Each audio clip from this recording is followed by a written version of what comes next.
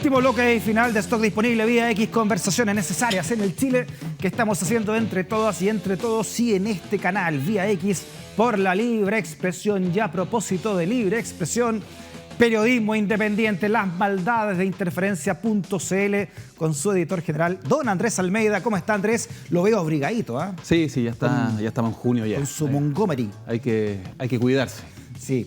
Hay harto bicho aparte del COVID. Así Usted que... ya tiene las dobles vacunas, pero igual hay que cuidarse. Hasta Sí. altura ya hay que empezar a...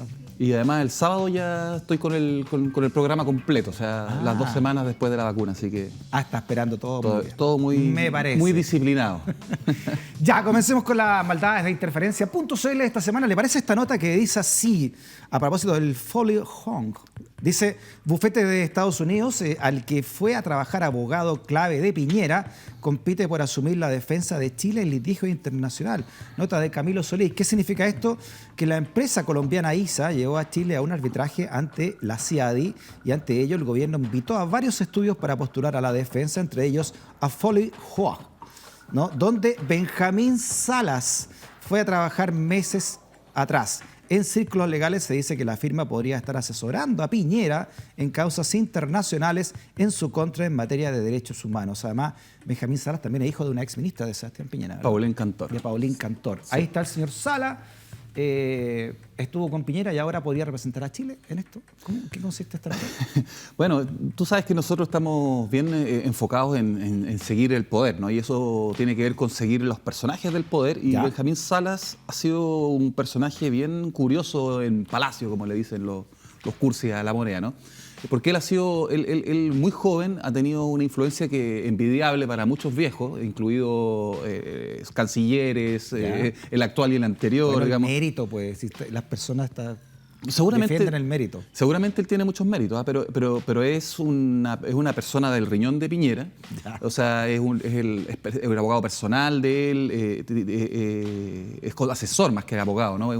Es quien dicen, ¿no?, que lo convence a Piñera de ir a Cúcuta a hacer esta intervención. Y aún así lo tienen de regalo. Bueno, es que yo creo que Piñera, dentro de todo, igual gobierna solo, ¿no? Entonces los errores de él son de él.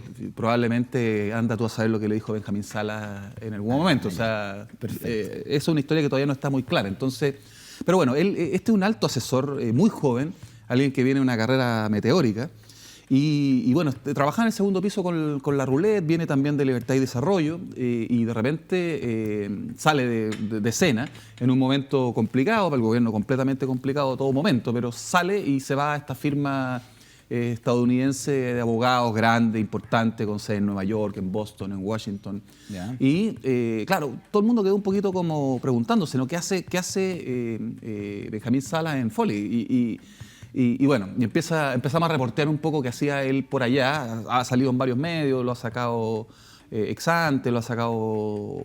No recuerdo exactamente los medios que lo sacaron, pero han seguido la carrera de Foley. La meteórica carrera. Y esto en Foley es que una cosa... ¿Qué es lo que es Foley entonces, para entender, no? Foley es un gran bufete estadounidense que sigue especializado en temas internacionales. Yeah. Por ejemplo, en temas de controversias comerciales, como el caso por el cual está postulando a una contratación del Estado de Chile por entre 1,5 y 2,5 millones de dólares. O sea, estamos hablando de una presa grande. Y Foley está compitiendo para defender a Chile ante la CIADI, que es el organismo de arbitraje del Banco Mundial. En contra, por una demanda, no es exactamente la palabra, pero por un recurso que interpone la gran empresa ISA, que es transmisora de energía, que es colombiana, que opera en Chile, por un enredo que tienen con unas multas. 70 millones de dólares están en juego, digamos. Curiosamente, en este litigio con Chile, Foley, se adquiere los servicios de este caballero, ¿no? De este caballero Salas, chileno, sí, por esa casualidad de la vida, ¿no? Que también trabajó con el gobierno de Sebastián Piñera, y él podía llevar entonces al gobierno chileno a firmar un tratado con Foley para que los defienda en este litigio. Claro, o sea, Benjamín Salas llegó harto antes a Foley, pero lo que se dice en círculos legales... ¿Cuánto harto antes? Marzo, enero, durante el... No, pero son poquitos. Pero no es ayer. No llegó hace 10 años, ¿no? No, claro. Pero obviamente esto no es de un día para otro. No, claro, no es de un día para otro. Además, dato curioso, Benjamín Salas fue a Washington, no a Nueva York. Eso es importante porque lo que está concatenado con esto es que Piñera está muy preocupado por el tema de derechos humanos. Nosotros llevamos un artículo que decía que el Departamento de Estado de Estados Unidos, por primera vez en la era Biden, antes en comparación con la era Trump, habla en Chile de violaciones a los derechos humanos con todas sus letras. Antes hablaba de presunto, y además dice que ha habido dilación en la impartición de justicia. Entonces, eso lo hemos comentado en otros momentos, ¿no? O sea, que si es que no avanza la justicia en Chile, Piñera va a entrar en un ritmo internacional de juicios por derechos humanos.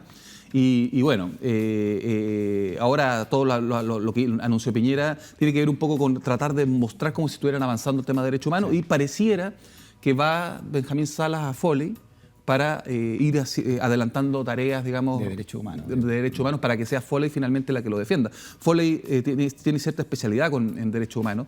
Benjamín Salas se fue con un abogado, trabaja en el staff de un abogado especialista en derechos humanos en Foley, que ha seguido casos de Gambia y otros casos de la materia. Entonces, está adelantando terreno, entonces, señor Salas. Claro, entonces yo creo que han elegido bufete, digamos. O sea, y bueno, veamos qué pasa con la selección de quién va a representar a Chile ante la CIADI, porque hay varias, no es la única firma, hay 4 firmas internacionales que finalmente están compitiendo, pero es un antecedente súper relevante porque pone foco en el poder y pone foco en un personaje como Benjamín Salas, que además se dice que escribió el discurso, ¿no? Que escribió el discurso, que fue de él la idea de decir esto de matrimonio igualitario para cambiar un poco la agenda. Claro, y me imagino que también por ahí va la idea, lo conversamos la semana pasada, de que Piñera saque también de la chistera o la formación de una Fiscalía de Derechos Humanos, ¿no? Claro. Que quiere dar señales también internacionales, me imagino, ¿no?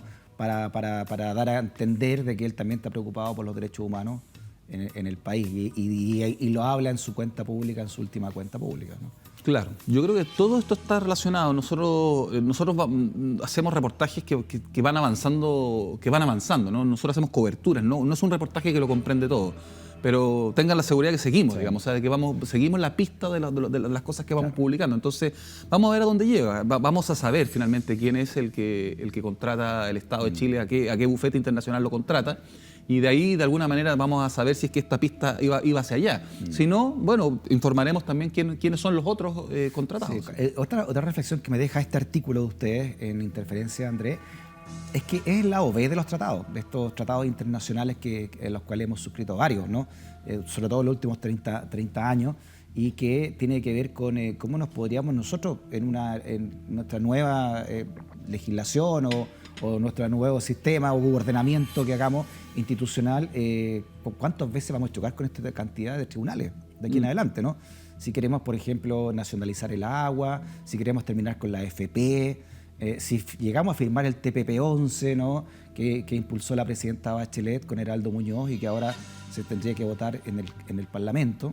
Entonces, todo eso, esto también podría ser una luz amarilla. O sea, claro, ahí se va a abrir un buen mercado. Yo creo que los abogados internacionales están sobándose las manos, porque si tú piensas el royalty en realidad, lo que hay en Chile es un acuerdo entre el Estado y las mineras para hacer un impuesto específico, pero que no es una ley, es un acuerdo. Y ese acuerdo se resuelve en la CIADI. La CIADI no es un tribunal, es un órgano de arbitraje. Pero para efectos prácticos es un tribunal, ¿no? Y tú cedes cierta soberanía porque los acuerdos o sea, las sanciones de la CIADI se respetan. Y es un órgano del Banco Mundial, eso te dice mucho, ¿no? Ahora, el Banco Mundial ha evolucionado, digamos, o sea, hoy día el Banco Mundial de esta década no es la misma que la década de los 90. Pero se va a gastar harto en bufete, en abogados, y se podría gastar harto en multas de perder esos casos, ¿no? Y nuevamente va a poner en tela de juicio lo que significó también la concertación, que fue prácticamente la que impulsó, ¿no? Todos estos acuerdos internacionales que, claro, tienen su lado A y su lado B. Y el lado B es el que estamos viendo ahora, ¿no? Sí, no, y además no respetar los acuerdos de la CIADI es muy caro, especialmente en un país que tiene el comercio abierto y que es pequeño. un país como Argentina, que es más grande, que tiene un comercio interno más fuerte, puede no respetar algunos tratados y no se le da bien el mundo en contra. Pero un país como Chile, que está totalmente expuesto al comercio exterior y es pequeño, o sea, no tiene un mercado interno que lo sustente, Bueno, claro. cualquier mostrada de dientes a la CIADI o al Banco Mundial es algo que se podría pagar muy caro. Entonces, Sí, hay que una tener vez cuidado ahí con ese tema. Una vez leí que por esta cantidad de tratados Chile era, no sé si el más o uno de los más países más abiertos, de economía más abierta, ¿no? Porque tenía que, a raíz de estos tratados de libre comercio que firmó a destajo, ¿no? Sí. ¿Mm? Sí. Y esto es parte de los organismos. Ahora yo creo que está bien que hayan arbitrajes, yo no estoy en contra de eso. Pero el problema cuando Lagos hizo el tema del royalty es que en vez de hacer una ley, Claro. que tú la apelaras en la Corte Suprema, terminamos haciendo esto fue una garantía a las mineras. Claro. No importa que haya arbitraje, pero tampoco que se lo entreguen a los bufetes donde están los amigos del presidente. No, sí. Como podría ocurrir en este caso, ¿no? Porque el señor Sala es una persona más que cercana, entonces, al mismo Piñera, ¿no? Lo tiene de antesala y, como tú dices, también podría estar trabajando en derechos humanos ahí, ¿no?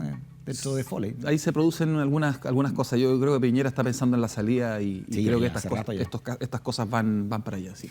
Vámonos con la siguiente nota que trae Interferencia.cl para que la conversemos con don Andrés Almeida y tiene que ver con esto, ¿no? Que señala que estos fueron, dice, los argumentos de la consejera del Consejo para la Libre Transparencia para mantener en secreto la agenda de Piñera. Nota de Joaquín Rifo, falta de transparencia, dice el epígrafe, ¿no? La abogada Natalia González, quien también es directora de Libertad y Desarrollo y ex subordinada de Cristian Larroulet, se mostró contraria a transparentar información sobre las reuniones del mandatario porque, comillas, puede poner en riesgo aspectos vinculados al proceso de toma de decisiones estratégicas. Don Andrés, ¿qué significa? ¿Qué tal? Mira, bueno, fue muy bullada la nominación de Natalia González en el Consejo para la Transparencia porque no tenía, no tiene la experiencia como para eso y parecía todo un elemento de poner, digamos, una carta piñerista en otro organismo, también pensando tal vez en la salida, ¿no? Ya. Y bueno, ha habido varios requerimientos respecto de las actividades de Piñera, no solamente por la cual Natalia González dio estos argumentos que vamos a contar a continuación, sino también en otras ocasiones, ¿no? Entonces, por ejemplo, los medios cuando se juntaron con los medios de comunicación para ver el tema de la intervención venezolana, ese es un momento también en que se pidió la agenda de Piñera para saber con quiénes se reunió, cuánto tiempo se reunió. Algo que es normal en cualquier democracia del mundo es saber con quién se reúne el presidente, ¿no? Sí. Ella fue el voto minoritario de una de estas solicitudes, en otras se ha dicho que no, pero en esta se dijo que sí, y que es la actividad de Piñera en marzo del 2019, antes del estallido social. Y bueno, de un observatorio de comunicación que ve las comunicaciones, y Natalia González dijo no se puede, el presidente no está sujeto a la ley del lobby. Ese fue como el argumento principal que... ¿Eso es así? ¿Qué dice la ley al respecto? La ley no menciona al presidente, pero todo esto tiene que ver también con cierta jurisprudencia, ¿no? O sea, cuando estaba Jaraquemada, que era el anterior presidente del Consejo para la Transparencia, había una doctrina, de alguna manera, ¿no? Y cuando llega de la Fuente, ella cambia un poco esa doctrina, cambia la composición del Consejo, sí. Y de alguna manera se establece, ¿no? Que sí, que el tema de la agenda del presidente es algo que está sujeto, digamos, a la normativa general de transparencia y por lo tanto hay que es el problema de estos organismos que al final dependen de quién los dirija, ¿no? Mirá lo que pasó con el Servicio de Impuestos Internos cuando sacan a Llorrat y ponen a Barraza, lo pone Bachelet, lo ratifica Piñera, ¿no? Y ahora el Consejo de Transparencia, que debiera ser de una pura línea siempre, ¿no? Para algo se crean, ¿no? ¿Sabes? Consejo para la Transparencia, no para la opacidad. Y bueno, Natalia González dice que también hay asuntos estratégicos que no hay que mostrar porque el presidente maneja situaciones que hay que mantener cierta reserva, lo cual en algunos casos puede tener cierto sentido, pero con quien se junta debería ser algo totalmente transparente. Eso en cualquier democracia del mundo, eso es parte, digamos, del ABC de la democracia, saber con quién anda el presidente. Bueno, ese es como el resultado de esto es que, bueno, ella dio este argumento de este voto minoritario y tiene un poquito la escoba dentro del Consejo, no solo por esto, sino porque además tiene un reclamo de manera indirecta por parte de los funcionarios, porque ella cuando fue la elección de la Convención Constituyente, ella criticó mucho al electorado, dijo qué le pasó a este país y su opinión personal, que fue muy dura en Twitter, finalmente terminó reverberando en una discusión dentro del Consejo de cuáles son los límites del propio Consejo de los consejeros, ¿no? Para poder intervenir en materia de discusión pública respecto de temas ajenos al Consejo. Este Consejo fue el que validó la entrega de datos Academ de 15 millones de usuarios, ¿no? Ustedes hicieron una nota también de eso, ¿no? Exactamente, y ahí está, ¿no? Sí. A la de Subtel. ¿Qué es lo que esconde entonces, qué esconde este Consejo de Transparencia hoy, que ves tú? Poder. O sea, yo creo que hoy día estos son los organismos del Estado que hoy día están súper cuoteados en esta lógica binominal, ¿no? Donde una mano lava la otra y están un poquito como todavía en esa dinámica binominal y todavía no se han enterado de lo que ha pasado a nivel electoral y a nivel social y político y cultural.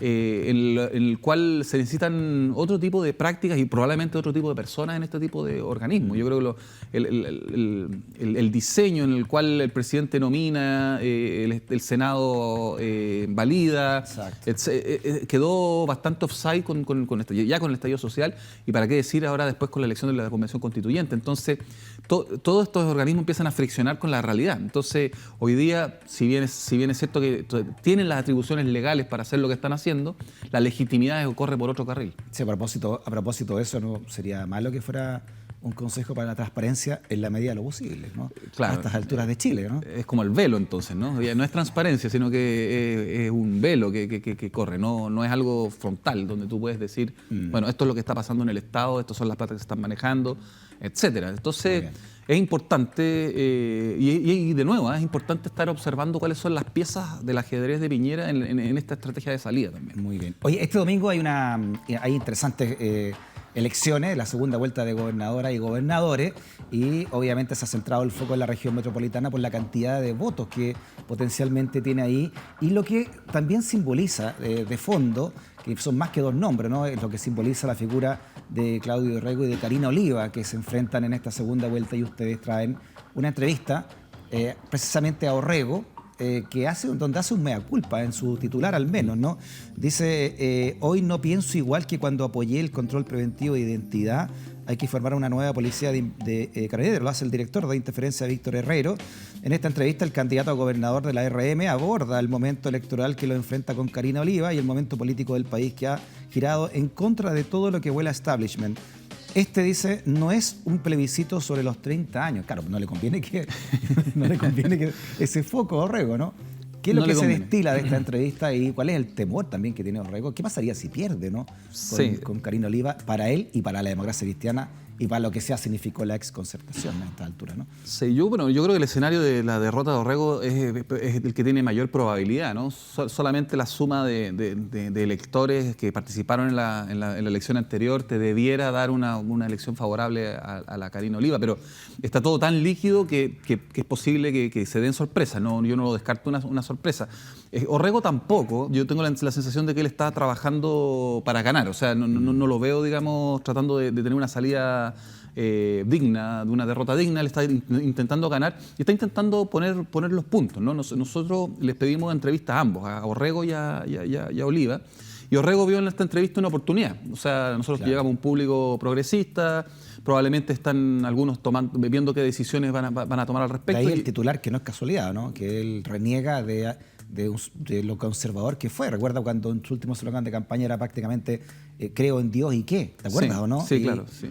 Y claro, lo que ha pensado sobre el matrimonio igualitario en su momento, etcétera, ¿no? Claro, sí, él está en un proceso de hablarle, o sea, él necesita, y va atrás, entonces él necesita generar un momento distinto, ¿no? Y entonces él habla, y es interesante porque la entrevista es en profundidad. Nosotros las entrevistas políticas nos interesan cuando podemos indagar en los recovecos, en las impresiones históricas, o sea, mucho más allá de la cuña, ¿no? O sea, al final seleccionamos esta frase porque nos parece que es la más relevante políticamente, ¿no? Porque la haga bien o mal Orrego.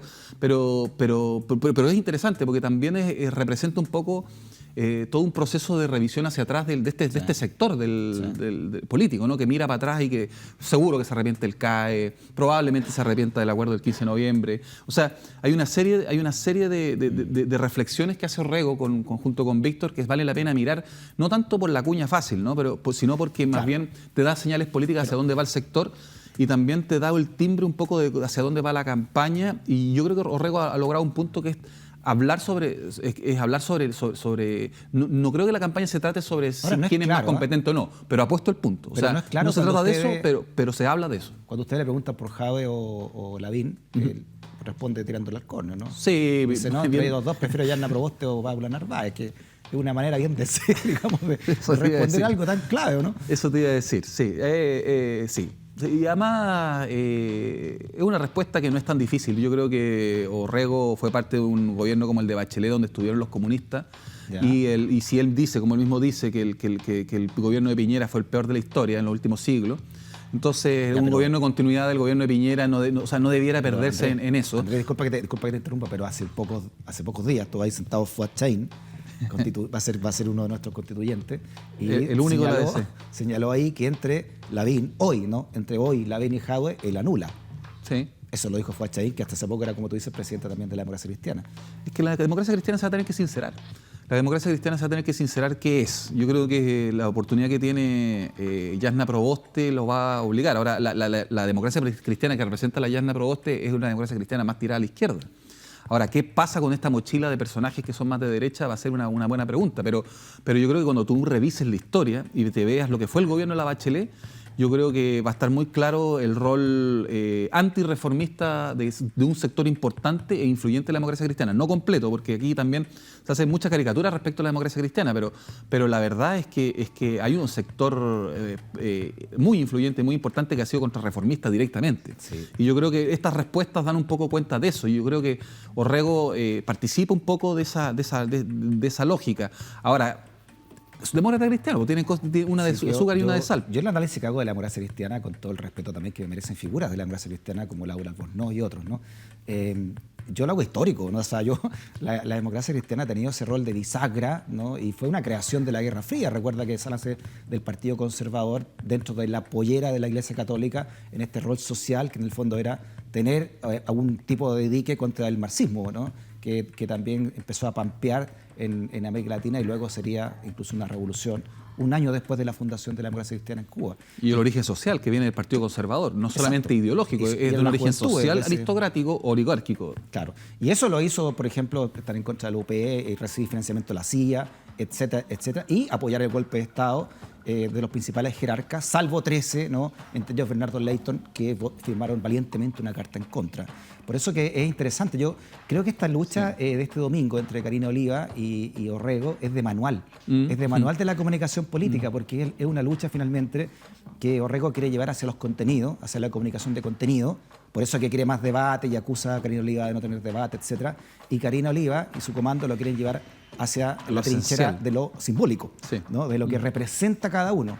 Y esa disyuntiva entre el contenido y lo simbólico es la gran disyuntiva de la comunicación política por esencia, ¿no? Así que va a ser muy interesante este frente a frente entre lo simbólico y lo de contenido que representan ambos, ¿no? Y están bien planteadas las cosas. Yo creo que Orrego tiene menos probabilidades, pero creo que el clivaje que está proponiendo es el correcto. Yo creo que él tiene esa experiencia, ¿no? A la Karina Oliva le dice, no es que tú no tengas experiencia, lo que pasa es que tú tienes experiencia en la política, porque tú fuiste parte del comando de Navarro, del comando de Marcel Clot. Entonces le tira ciertas cosas que son interesantes y la provoca. Yo creo que ha logrado provocar a la Karina Oliva, porque la Karina Oliva yo creo que tenía prácticamente corrida la elección y hoy día tiene la primera prioridad, pero se la enredó un poco. Entonces, creo que así desde la perspectiva del ajedrez lo ha hecho más o menos bien Orrego. Ahora, que vaya a ganar es otra cosa. Claro, ahora hay apoyos que son abrazos del oso.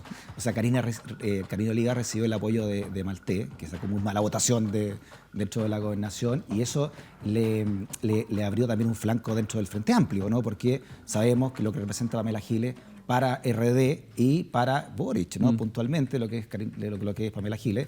Y por otro lado, Orrego está recibiendo apoyo cerrado del PPD, que también sabemos lo que significa hoy ya el PPD, pero también de la derecha, ¿no? Briones, Lavín dijeron abiertamente que apoyarían a Orrego. No me ayude, compadre, ¿no? Dentro de este contexto. Sí, ahora yo creo que Orrego necesita los votos de la derecha. O sea, él no puede aceptarlos, pero los necesita. El problema de la Karina Oliva es yo creo que van a votar, todos los frente amplistas van a votar igual por ella. El tema es que esto enreda un poco al votante que simpatizó con el Frente Amplio, votó por Independiente y que ve estas peleas dentro del Frente Amplio como peleas de políticos, que es lo que el Frente Amplio ha prometido no ser, ¿no? Que la renovación de la política. Y estas peleas entre ellos yo creo que inhibe a un votante independiente de salir a votar por la Karina Oliva. Entonces yo creo que le baja fuerza a ella. Pero si eso es suficiente o no como para que gane Orrego va a depender muchísimo de si es que la derecha va a ir a votar o no. Irónicamente dicen, no, si sale el sol se van a ir a la playa, si es que es nublado van a ir a votar. Ese ha sido como la caricatura del asunto, pero yo creo que ahí puede haber una de las claves. Hay mucho en juego, porque si pierde Orrego es una lápida ya muy importante, yo creo yo, ¿no? Para ya un Chile, ¿no? El Chile de la concertación, para un partido también que es Partido Demócrata Cristiano, que gobernó incluso solo en la década del 60, en fin. Pero si pierde Karina Oliva, es una gran raya en la pintura para la candidatura de Jadwe, que ha sido también su gran estandarte dentro del apoyo que le ha dado, ¿no? Sí. Ahora, y va a depender mucho también de cómo Jasna Proboste reciba esa derrota, la más probable de Orrego, ¿no? Cómo la reciba también depende mucho de lo que pase con el futuro de la DC y del sector. Si ella la recibe como impronta de presidenta del Senado y gana en otras regiones, puede tratar de producir una sensación de empate. Yo creo que la sensación va a haber una derrota por puntos, ¿no? Porque la RM es 40% de la población, es una elección simbólica, etcétera. Pero ella podría salvar los muebles en un caso de una derrota no muy brutal de Orrego contra la Karina Oliva. Ahora, si pierde la Karina Oliva con Jadwe, claro, ahí se enreda. Sí. Aunque Jadwe hábilmente y el Partido Comunista también han estado apoyando candidatos de la ADC que van a segunda vuelta a gobernadores también en otras partes, ¿no? Sí, Vallespín, por ejemplo, recibió apoyo del PC de su región. Es que el PC es muy hábil. El PC ha sido muy hábil. Yo creo que lo decía Víctor en una nota que escribió en una columna de opinión. Que el PC es un factor de ordenamiento del sistema político, no de desorden. Porque cuando tú tenías al PC, digamos, no aislado, lo tenías adentro, de alguna manera el malestar, las opiniones más de izquierda tenían cierto trato, fluían en el sistema, ¿no? Cuando excluyes al PC, todo eso va por fuera. Entonces, ordena la estantería. El PC lo hizo con Allende y lo hizo con Bachelet, ¿no? Sí, de alguna manera trató de ir a ordenar mientras estaba... Sí, por eso es que yo creo que tampoco... o sea, se ha dicho mucho que esto es una elección clave para la centroizquierda. Estoy de acuerdo con eso, pero creo que es una de las grandes batallas, pero no define la guerra todavía. Porque además, tú has visto cómo ha dado mandazos todo este tiempo. Está súper líquido la situación. Nadie sabe cuánta gente va a ir a votar. Sí. Ahora, a mí me llama la atención también que hará para los historiadores y la historiografía, en realidad, que es la interpretación de la historia, ¿en qué momento el Partido Socialista Chileno, el partido de Salvador Allende, se empezó a autodefinir como de centro-izquierda? ¿En qué momento le empezó a dar vergüenza decir que eran de izquierda? Yo creo que obviamente es la segunda lectura del proceso de renovación del socialismo, ¿no? Yo creo que es Enrique Correa. Escuchaba a Pablo Narváez diciendo solo la centroizquierda, la candidata del Partido Socialista Chileno autodefiniéndose de centroizquierda. Ahí Tomás Mulián tiene mucho que hablar, porque él fue parte de la primera de la renovación del socialismo. Claro. Pero que la primera renovación es entender una izquierda post-muro de Berlín. Pero la segunda renovación o la segunda lectura de la renovación ya es una, a mi manera de ver, es una opinión, es un acomodo a la situación política del momento y con gobiernos demócratas cristianos de cabecera y dándose cuenta que el negocio estaba en ser como la ADC más que ser como el antiguo partido. Entonces, por ahí yo creo que va la explicación histórica de por qué el PC se habla de... Ahí la dejamos. La dejamos para los estatutos internos del PS y su militancia, digamos. Sí.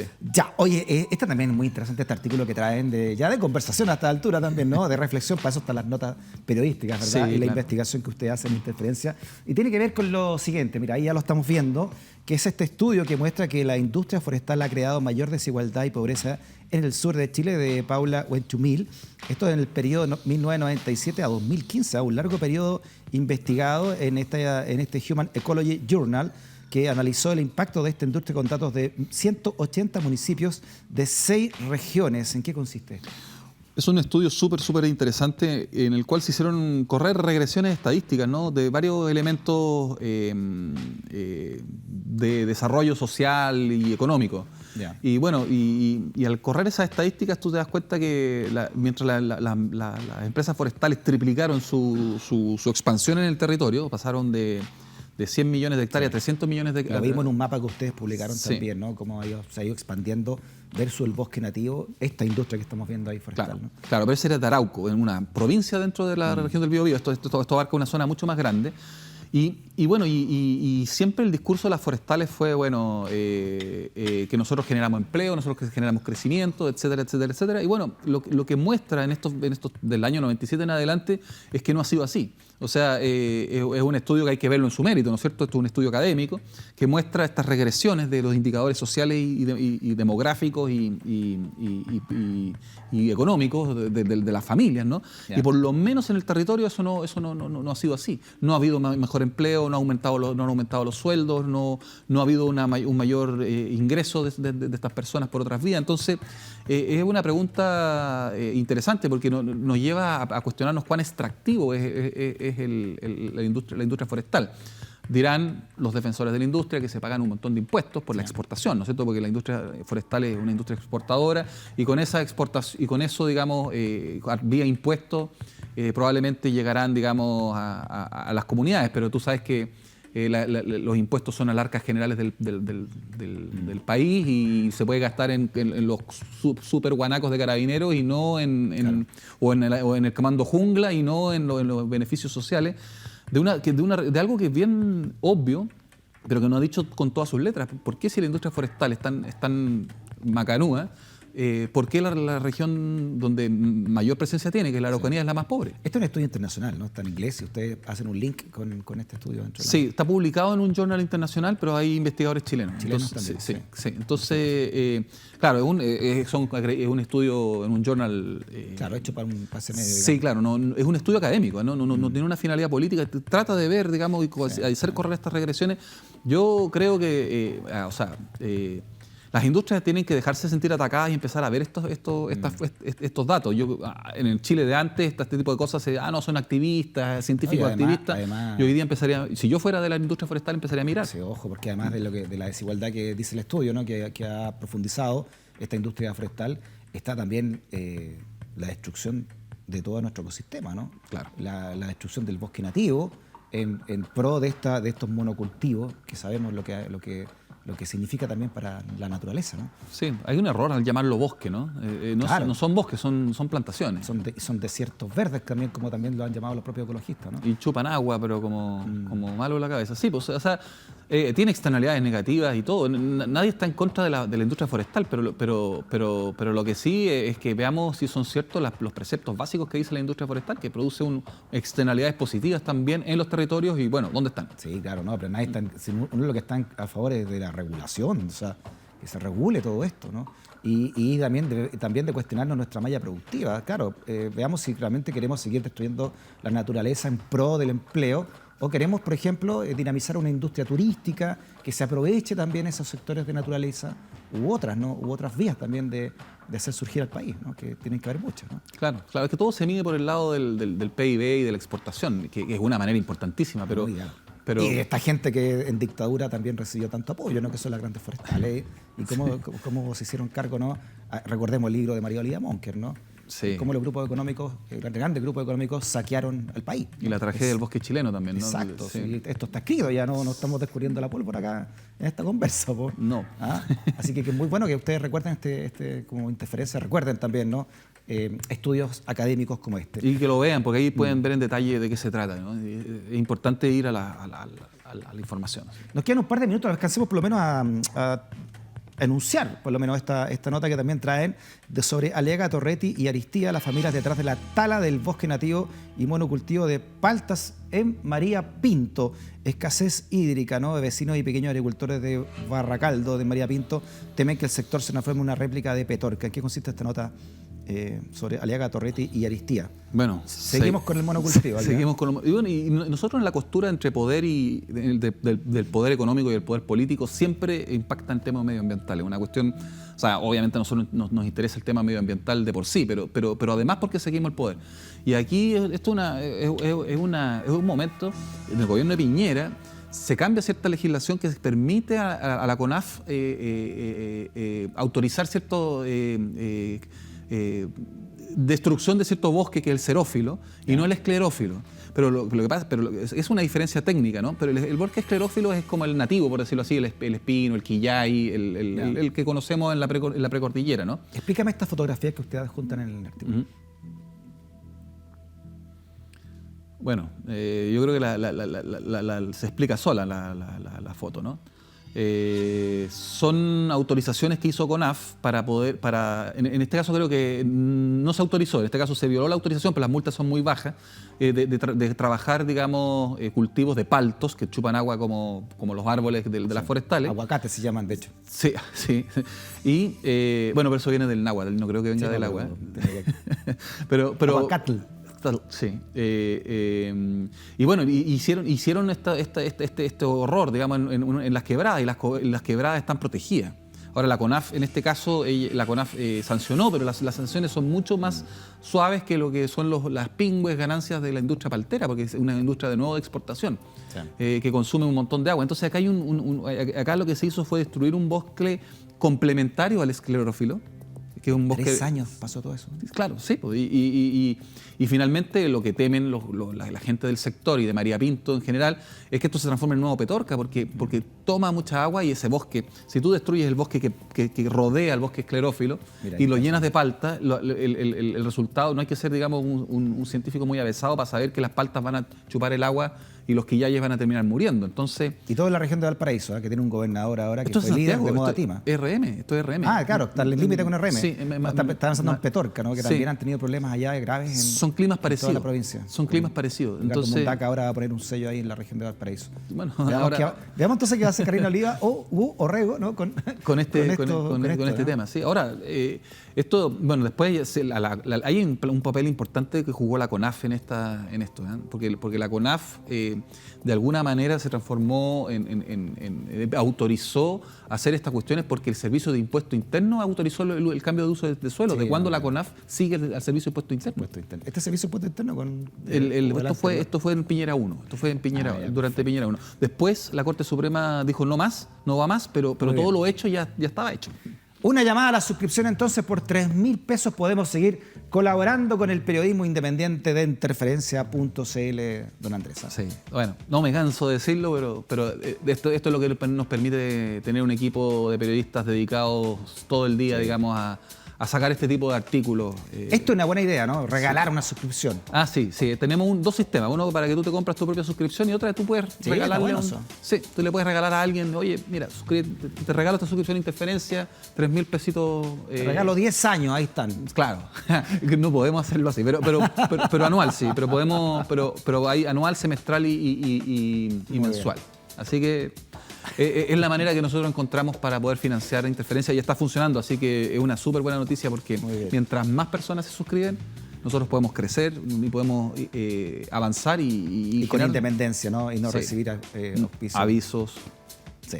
Que después a la larga se pagan también, ¿no? Te cobran, claro. Gracias, Andrés, que esté muy bien, ¿ah?